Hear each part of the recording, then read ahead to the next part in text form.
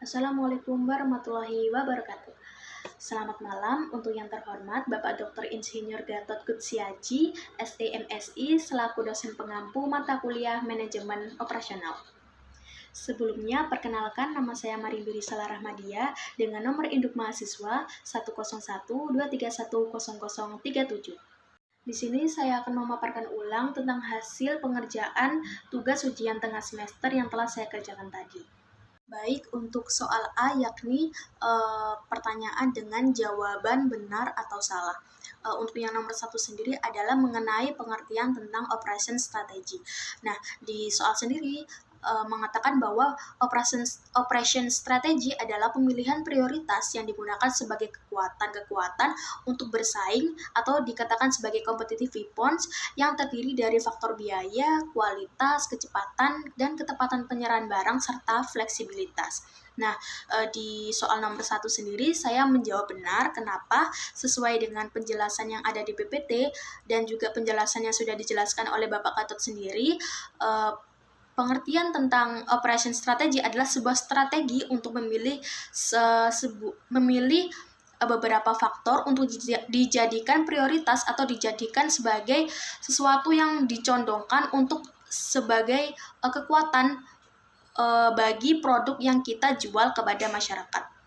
Untuk yang nomor 2 sendiri mengenai pengertian order winners. Nah, dikatakan bahwa order winners adalah karakteristik barang atau jasa organisasi yang menyebabkan barang atau jasa mereka dianggap lebih baik dari kompetitor dan dapat memenangkan pasar. Nah, jawaban dari nomor 2 saya menjawab benar. Kenapa? Sesuai dengan pengertian yang ada di PPT, order winners adalah sebuah ciri khas produk yang dijadikan sebagai keunggulan untuk menarik perhatian konsumen. Nah, selain itu digunakan juga untuk menaikkan value produk untuk menjadikan produk tersebut terlihat lebih baik daripada kompetitor. Baik, yang nomor 3 sendiri yakni mengenai fokus utama dan fokus lainnya pada objective of product and service design. Nah, dikatakan di soal bahwa fokus utama dari objective of product and service design adalah customer requirement-nya. Sementara fokus lainnya adalah pada fungsi dari produk atau jasa, biaya atau profit, kualitas, tampilan produk atau jasa, kemudian dalam produksi atau perakitan, kemudian dalam maintenance dan after sale service. Nah, saya menjawab di nomor 3, saya menjawab salah. Kenapa? Karena penjelasan yang ada di soal mengenai fokus utama pada objective of product and service design itu tidak sesuai dengan penjelasan yang sebenarnya yang ada di PPT. Nah, di soal ini mengatakan bahwa fokus utamanya itu adalah customer recruitment, sementara fokus utamanya yang sebenarnya adalah customer satisfaction atau kepuasan pelanggan. Nah, yang nomor 4 yakni mengenai penjelasan tentang 4 jenis strategi yang mencakup karakteristik produk, peralatan atau mesin, dan tata letak serta jenis layout-nya. Nah, untuk penjelasan strategi yang pertama yakni job shop. Nah, job shop sendiri merupakan sebuah strategi untuk memproduksi sebuah produk dengan jumlah yang sedikit. Kenapa? Karena pada strategi ini produk itu diproduksi secara khusus atau secara customized. Karakteristik yang digunakan pada strategi job shop itu sendiri yakni dia bersifat kompleks, contohnya pada sebuah produk yang diproduksi secara khusus, misalnya adalah alat mesin yang hanya digunakan pada satu jenis produk saja. Lalu untuk peralatan atau mesin yang digunakan pada strategi job shop sendiri yakni bersifat general purpose. Kenapa? Karena itu disesuaikan dengan produk yang digunakan atau yang akan dimodifikasi. Nah, tata letak dan jenis layout yang digunakan pada strategi job shop sendiri yakni fixed position dan proses layout. Kenapa? Karena untuk memproduksi atau membuat produk secara khusus sebaiknya dilakukan pada satu tempat dan tidak dilakukan dengan cara berpindah-pindah. Untuk strategi yang kedua yakni fokus proses atau batch atau yang kita kenal sebagai clotters. Nah, untuk karakteristik produk dalam strategi batch ini yakni dia ini diproduksi dengan jumlah yang sedikit namun memiliki variasi yang banyak. Terus dia juga dikenal sebagai proses yang terputus-putus atau mungkin kita bisa menganggap dengan proses yang bertahap.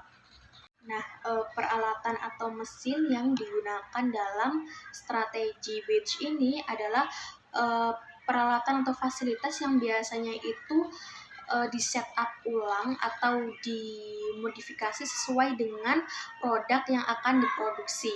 Nah, permesinan ini tuh permesinan yang digunakan itu biasanya hanya bisa memproduksi dengan volume sedang atau bisa menghasilkan produk dengan jumlah sedang saja. Nah, tata letak dan jenis layout yang digunakan dalam strategi batch ini yakni proses layout. Nah, proses layout itu sendiri itu digunakan untuk tujuan meminimalisir biaya dan juga meningkatkan efisiensi pada produksi produk yang digunakan pada strategi ini. Untuk strategi yang ketiga yakni fokus produk atau repetitif. Nah, pada strategi ini dia mampu memproduksi produk dengan jumlah yang besar namun hanya memiliki variasi yang sedikit, dan proses yang digunakan itu biasanya dikenal dengan proses kontinu. Nah, karakteristik produk yang digunakan dalam strategi repetitif ini yakni seperti yang saya jelaskan tadi, dia memiliki variasi yang sedikit tapi dapat memproduksi produk dalam jumlah yang besar, dan juga dia memiliki volume yang tinggi. Terus dia juga produknya itu produk atau jasanya itu biasanya sudah terstandarisasi.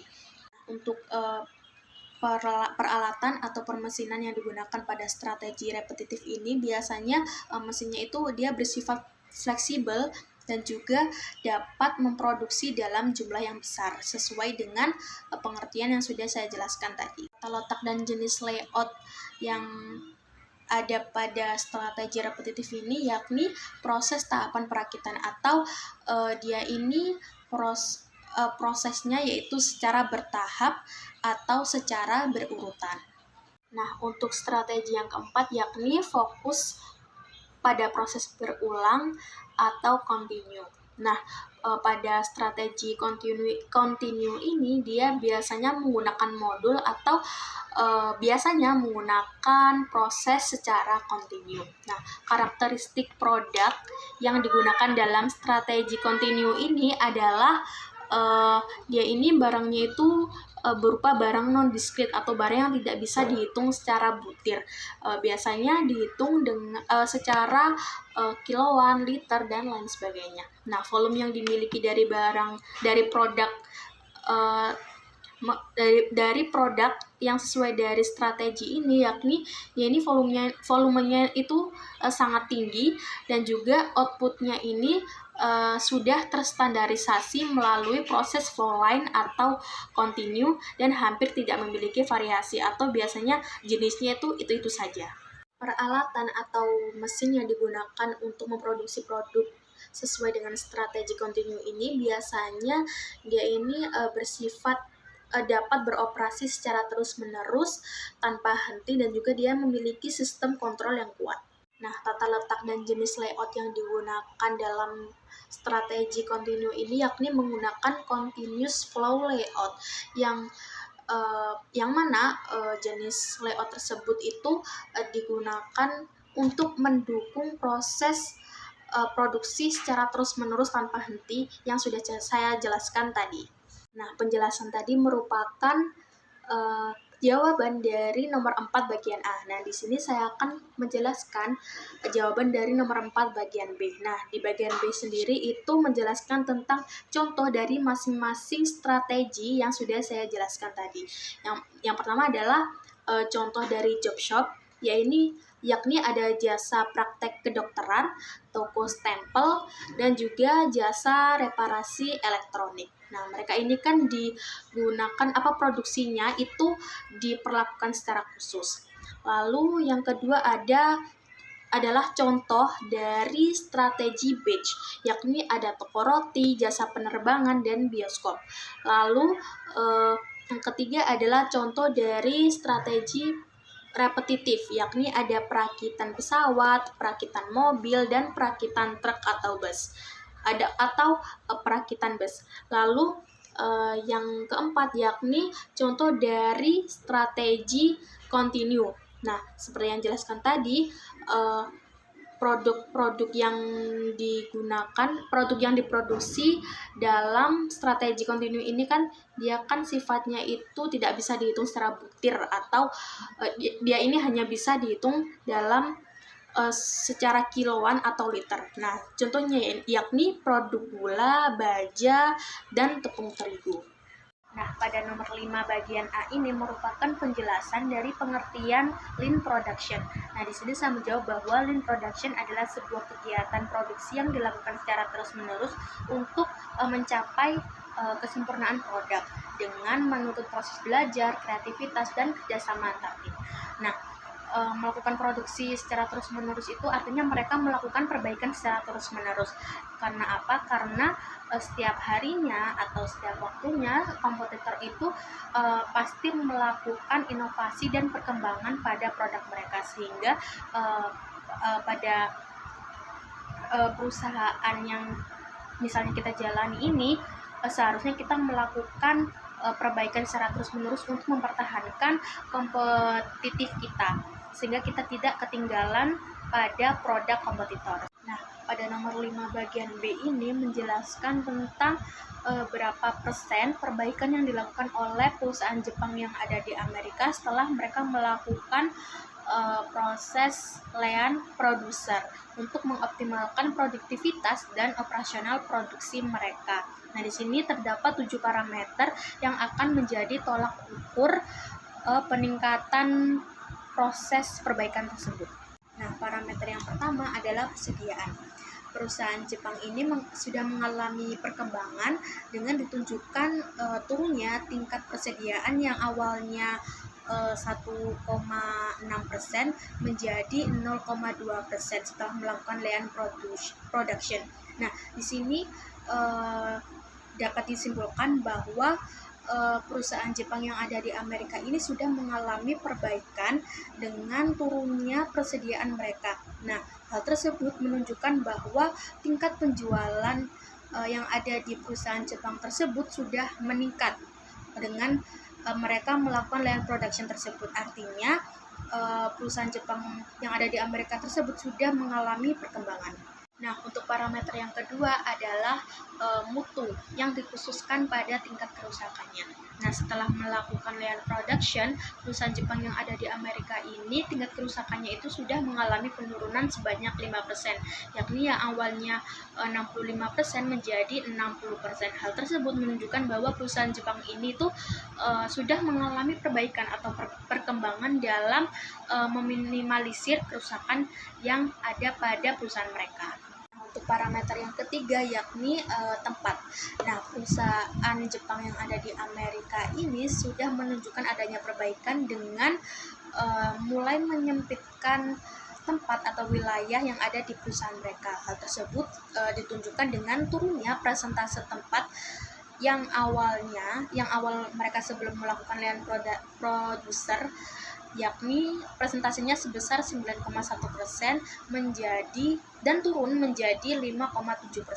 Dengan tingkat penurunan sebanyak 3,4% tersebut menunjukkan bahwa perusahaan Jepang di Amerika ini mengalami perbaikan dengan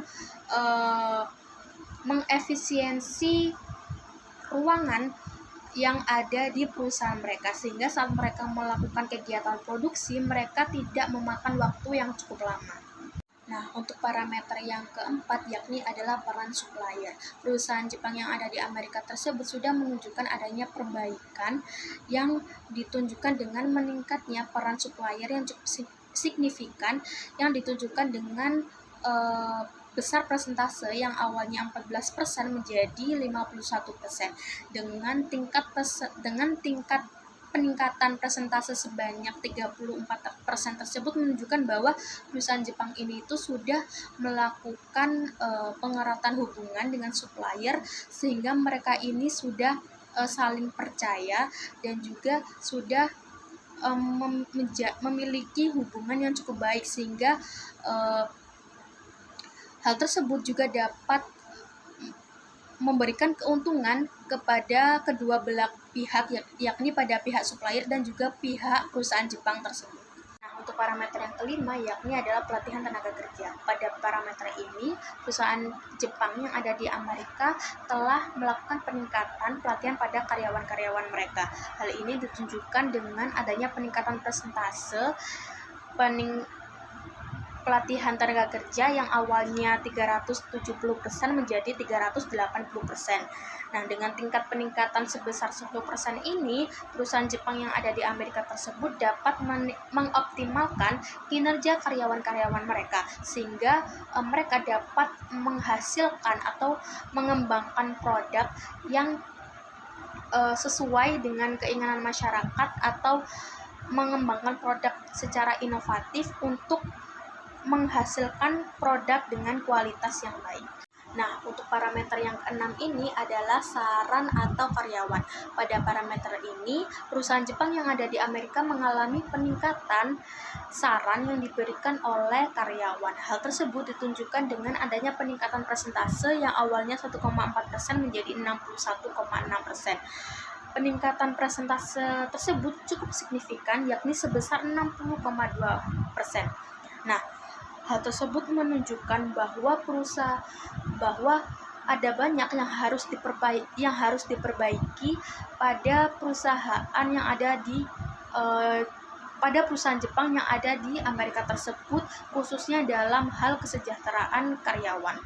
Nah, untuk parameter yang terakhir yakni adalah ketidakhadiran. Nah, pada parameter ini, perusahaan Jepang yang ada di Amerika menunjukkan adanya peningkatan jumlah persentase yang awalnya 4,8% menjadi 5%. Dengan jumlah peningkatan persentase sebanyak 0,2% tersebut menunjukkan bahwa ada beberapa hal yang harus diperbaiki, terkhususnya dalam hal-hal yang berkaitan dengan kesejahteraan karyawan.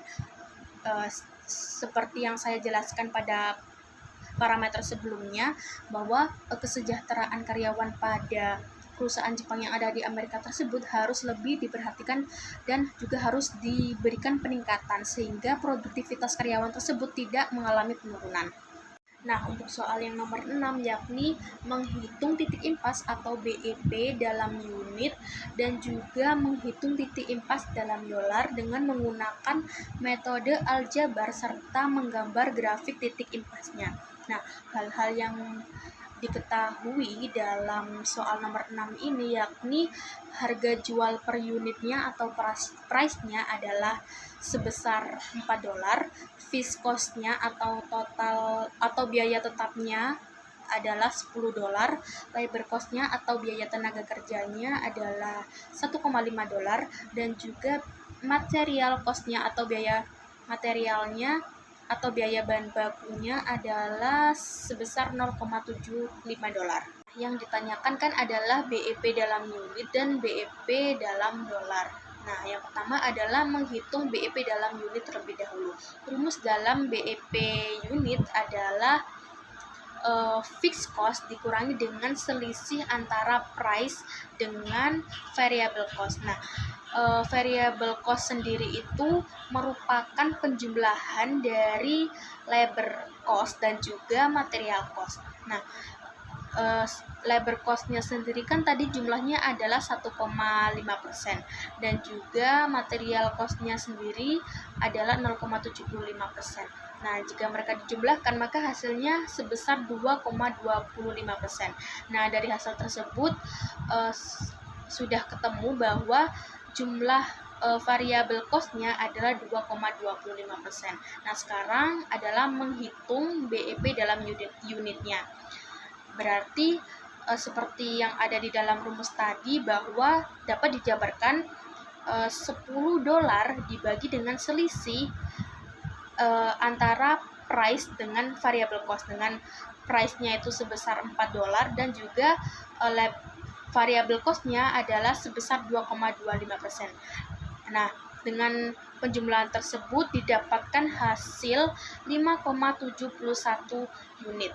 Nah, artinya BEP dalam unit tersebut ketemu sebesar 5,71 unit. Seperti itu. Sekarang adalah menghitung BEP dalam dolar. Rumus dari BEP dalam dolar sendiri adalah price dikali dengan hasil BEP dalam unit. Nah, price sendiri kan tadi jumlahnya sebesar 4 dolar dan BEP dalam unitnya kan tadi jumlahnya 5,71 unit. Nah, kedua hal tersebut dikalikan, yakni 4 dolar dikali 5,71 dan menghasilkan 22,84 dolar. Nah, jadi BEP dalam dolarnya adalah 22,84 dolar. Nah, tadi perhitungan tadi merupakan jawaban dari nomor 6 bagian A. Nah, sekarang adalah saya akan menjawab nomor 6 bagian B, yakni menggambar grafiknya. Nah, di sini saya akan menjelaskan bagaimana grafik tersebut dibuat. Yang pertama adalah harus mencari total revenue atau TR dan juga total cost atau TC terlebih dahulu. Nah, untuk mencari TR atau total revenue-nya itu rumusnya itu sama dengan BEP dalam dolar, yakni price dikali hasil dari BEP dalam unit. Nah, hasilnya pun sama, yakni didapatkan hasil 22,84 dolar. Jadi TR-nya adalah 22,84 dolar. Lalu TC-nya atau total cost-nya rumusnya adalah fixed cost atau biaya tetap ditambah dengan variable cost atau biaya variabel, yakni fixed cost-nya tadi adalah 10 dolar dan variable cost-nya adalah 2,25 dolar. Nah, jika dijumlahkan maka akan menghasilkan 12,25 dolar. Jadi besar TC-nya sebesar 12,25 dolar. Nah, untuk membuat grafik itu sendiri, hal pertama yang harus dilakukan adalah membuat garis koordinat terlebih dahulu dengan sumbu X yang menunjukkan kuantitas dan juga sumbu Y yang menunjukkan revenue dan cost-nya. Lalu yang kedua adalah membuat titik koordinatnya, yakni titik koordinatnya adalah hasil yang kita hitung sebelumnya, yakni 5,71,22,84. Nah, 5,71 sendiri itu merupakan titik impas dalam kuantitas yang dihasilkan oleh perusahaan ini. Nah, untuk 22,84 sendiri itu menunjukkan titik impas pada harga yang diberikan atau yang dihasilkan pada perusahaan ini. Jadi jumlah kuantitas dan harganya itu berada di satu titik, yakni bertemu di satu titik, yakni yang dinamakan dengan titik impasnya atau titik seimbangnya. Setelah itu kita membuat titik koordinat satunya, yakni titik fixed cost-nya. Nah, titik fixed cost-nya sendiri adalah 10, yakni 0,10. Nah, 10 ini merupakan jumlah fixed cost-nya, yakni 10 dolar. Setelah itu kita menarik dua garis, yakni dua garis tersebut adalah TR atau total revenue dan TC atau total cost. Nah, garis dari TR sendiri atau total revenue sendiri itu ditarik dari titik nolnya melewati titik impas bertemunya harga dan kuantitas tadi. Nah, untuk garis TC atau total cost-nya itu ditarik dari titik fixed cost-nya melewati titik impas antara harga dan kuantitasnya.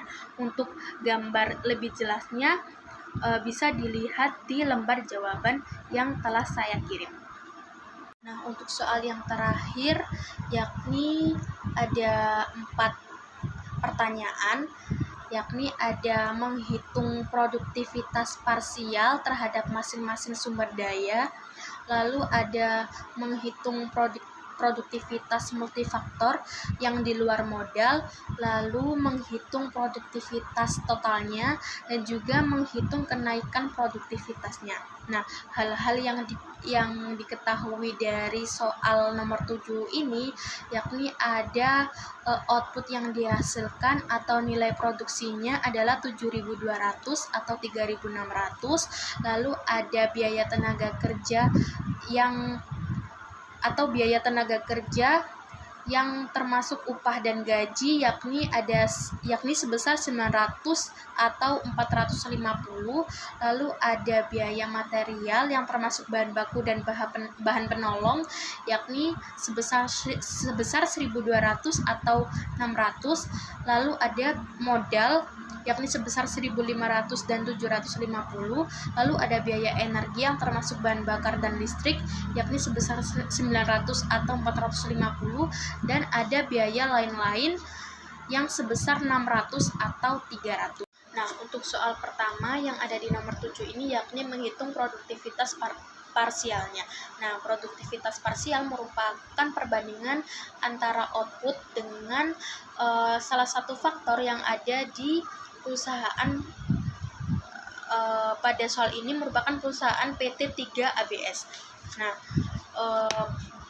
output yang diketahui pada soal ini yakni sebesar 7.200. Nah, 7.200 ini akan dibandingkan dengan biaya-biaya yang sudah saya sebutkan tadi. Nah, yang pertama adalah menghitung produktivitas parsial pada biaya tenaga kerja. Nah, hal tersebut dapat dijabarkan dengan output dibagi biaya tenaga kerja ya, atau 7.200 dibagi dengan biaya tenaga kerjanya yakni 900. Nah, pembagian tersebut mendapatkan hasil produktivitas parsialnya adalah hasil produktivitas parsialnya yakni sebesar 8. Lalu yang kedua adalah menghitung produktivitas parsial pada material. Nah, rumusnya adalah output dibagi dengan biaya material, atau bisa dijabarkan dengan 7.200 dibagi dengan 1.200 yang menghasilkan produktivitas parsialnya pada biaya material yakni sebesar 6. Lalu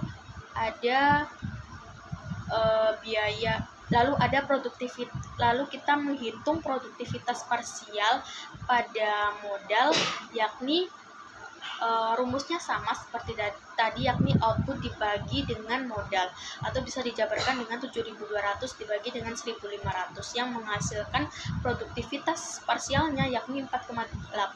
Lalu ada juga produktivitas parsial yakni pada biaya energi, yakni rumusnya sama sebelumnya dibagi dengan biaya output dibagi dengan biaya energi yakni 7.200 dibagi dengan 900 yang menghasilkan produktivitas parsialnya yakni 8. Lalu yang terakhir adalah menghitung produktivitas parsial pada biaya lain-lain, yakni rumusnya output dibagi dengan biaya lain-lain, atau bisa dijabarkan dengan 7.200 dibagi dengan 600 yang menghasilkan produktivitas parsial lain-lain yakni hasilnya adalah 12. Sekarang saya akan menjelaskan tentang soal bagian 2 yang ada di nomor 7, yakni menghitung produktivitas multifaktor yang di luar modal. Nah, rumusnya adalah output dibagi dengan penjumlahan labor cost, material cost, overhead cost, dan energi cost. Nah, outputnya tetap sama seperti soal sebelumnya yakni 7.200 dibagi dengan penjumlahan biaya tadi yakni jumlahnya adalah 900 ditambah 1.200 ditambah 900 dan ditambah 600. Nah, hasilnya adalah 7.200 dibagi dengan hasil penjumlahan tadi yakni 3.600. Hasil dari pembagian 7.200 dan 3.600 ini menghasilkan hasil produktivitas multifaktor di luar modal yakni adalah sebesar 2. Nah, lalu untuk soal yang nomor 3 adalah menghitung produktivitas total. Bedanya dengan soal yang bagian 2 tadi, yang di bagian 2 tadi itu tidak melibatkan modalnya. Nah, di bagian produktivitas total ini baru melibatkan modalnya. Nah, rumusnya sama seperti soal sebelumnya atau soal yang bagian 2, yakni output dibagi dengan seluruh input yang digunakan untuk menghasilkan barang atau jasa. Nah, ini termasuk modalnya juga. Untuk penjabarannya juga sama seperti sebelumnya, cuman ditambahkan dengan biaya modalnya, yakni 7.200 dibagi dengan penjumlahan 900 ditambah 1.200 ditambah 1.500 ditambah 900 tambah 600 menghasilkan 7.200 dibagi dengan penjumlahannya tadi, yakni hasil penjumlahannya tadi yakni 5.100. Nah, hasil dari produktivitas totalnya adalah 1,41. Nah, untuk soal terakhir atau soal bagian 4 pada soal nomor 7, yakni menghitung berapa persen kenaikan produktivitasnya jika outputnya dinaikkan dari 7.200 menjadi 1.600, lalu biaya materialnya dinaikkan dari 1.200 menjadi 1.600, lalu biaya energinya dinaikkan